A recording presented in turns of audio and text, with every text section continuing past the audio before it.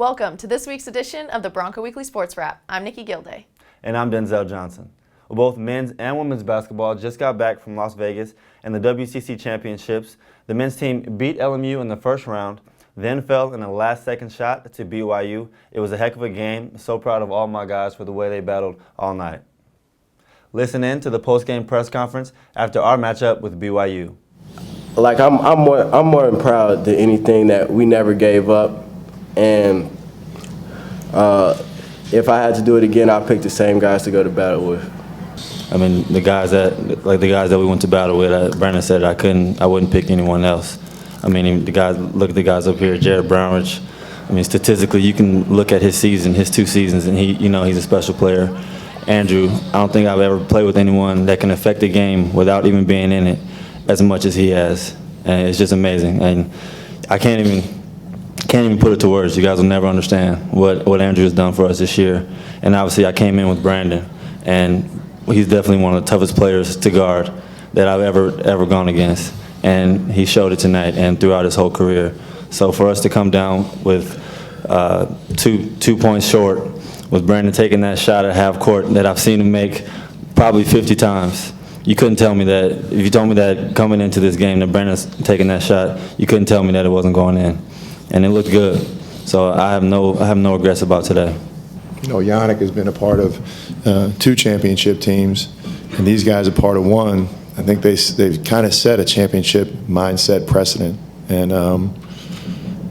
where we're at right now with all these young guys, it's a good one. You know, and it's for a coach, you try to instill that in them and you try to give your experiences to them, but the best ones come from the kids. And it'll probably take a little time for it to set in, like Denzel has mentioned, but what Yannick went through, what a guy like Dom has brought to our program, and what we went through with Andrew, I think is going to have a pretty big effect on our program in the future. It's just hard that they won't get to experience that. Jared Brownridge was named to the All-WCC First Team. Brennan Clark received honorable mention honors, and Matt Hubbard was named to the All-Freshman team. Also, congratulations to Andrew Papenfus, Nate Kratch, and Dom Romeo for being selected to the WCC All-Academic team. Nici, you and the women's team took to the same floor as the men at the Orleans Arena. You won in the opening round, then had a tough matchup against a quality number 2 seed. Yeah, like you said, it was great to get a first-round win versus Portland, but then we got a tough loss versus a tough San Diego. But I was just so proud of my team. They battled really hard. It's just tough, as I'm sure you can relate, sad, not getting to put on the Santa Clara jersey again, but bright future ahead for Santa Clara Broncos. EYEBRONCO was also on hand at our press conference in Las Vegas. Take a listen to some of the post-game comments. They truly lay their hearts on the floor every day. I mean, you guys see them when we play games, but truly every day, these 2 and the rest of our team put their hearts out on the floor and give it their very best, and I'm very proud of our team. Just discipline, hard work, and those things have been ingrained in our mind that's what's going to work for us and that's what's going to get us far. And I think this year was kind of getting used to that and understanding how that works, and we're going to take that into the next couple of years and really make that work for us. This season has meant so much, I can't even put it into words. I mean, it's been up and down quite a bit, but even though our record didn't show it, I was proud to be a Bronco, especially this year. Women's basketball finished the season strong in the classroom. Congratulations to my teammates Brooke Galloway and Marie Bertholt for being named to the conference's All-Academic team. Denzel, both men's and women's basketball combined to win at least 1 game apiece in the conference championships, a feat that only 4 schools accomplished this year. I think both of our teams had a great run to end the season. Definitely congratulations to you and the girls. I think we both are very proud of the way our teams ended the season. Thank you, certainly. Baseball shut out Cal Poly 3-0 on Tuesday, then hit the road for a weekend series, but could not come away with a win at Kansas State. Next up, the Broncos will begin WCC play at LMU on Friday at 6, followed by first pitch times of Saturday at 6 and Sunday at 1. Softball traveled to Palo Alto, where they played in 3 games in the Stanford Invitational. The team was unable to finish a comeback in the 7th inning of their final game. The team now heads south to play in the San Diego Classic, hosted by San Diego State, starting on Friday. Men's tennis lost 3 tough matches in 4 days, where they fell to USF, Weber State, and BYU. They won't play again until March 24th at the DeGeary Tennis Center against Holy Names. The women's tennis team opened WCC play with a loss at San Francisco. The team will next host UC Davis this Saturday at noon. Women's golf had a busy February with 3 competitions in 4 weekends. The team finished as high as 2nd place at the Matador Invitational. EYEBRONCO spoke with Annie Freeman about the spring season. We've always been the team to kind of come out at, 2nd or 3rd place and either win it or come in 2nd. And I think it really just says a lot about we're a team, and usually the weather's worse in the 3rd round, just that's how we get it. And most teams are like, oh, why are we out here? Why are we out here? But coach is like, you're going to be out here, and you're just going to make the most of those 18 holes you have left on the course.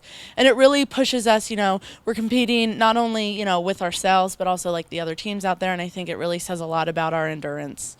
Sophomore year definitely has its challenges with school. I declared my major as accounting, and that's always tough, But with schoolwork, I'm learning how to better manage my time with practice and all that, and I'm still grinding really hard. And I have some positive outlooks looking forward to our tournament in Hawaii and another tournament in Arizona, and I played really well there last year, so I'm looking forward to that and obviously conference.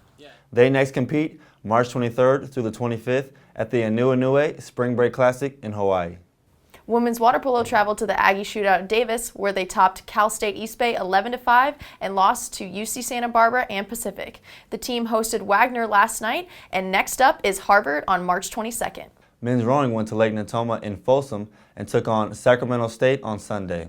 This Saturday, they'll head to Santa Barbara, where they take on UCSB and UCLA. Track competed at the Kim Dice Invitational at Cal State Stanislaus on Saturday. Grayson Murphy had a school record in her 3,000-meter steeplechase debut, and Joey Barriatua finished 2nd overall in the 1,500-meter race. The team will next compete in the Johnny Mathis Invitational March 21st in San Francisco. Men's golf finished in 3rd place at the National Invitational Tournament in Tucson last week. Sunday, they began play at the Tiger Invitational in Alabama, where they shot .303 to end the first round in 10th place of a very competitive 16-team field. They wrapped up the final round on Tuesday.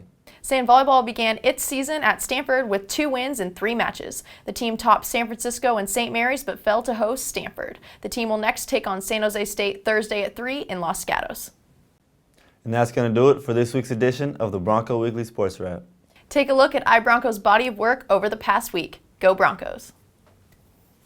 We're at a good point in the season right now where we're all playing together, trusting the young guys to make big plays. And I think if we just continue that, keep riding this positive energy that we have going on, we should be fine.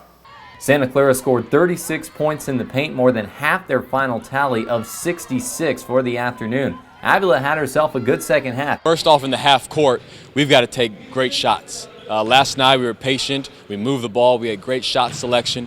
Going to have to do the same thing tonight. Well, I just think it was just my teammates that were finding me. If it wasn't for like their screens, their picks, their passing from Brandon and Zale, the screens from Nate and Jarvis, I wouldn't have those shots. So it's all because of my teammates. So I couldn't say anything else. Things come out of the blue.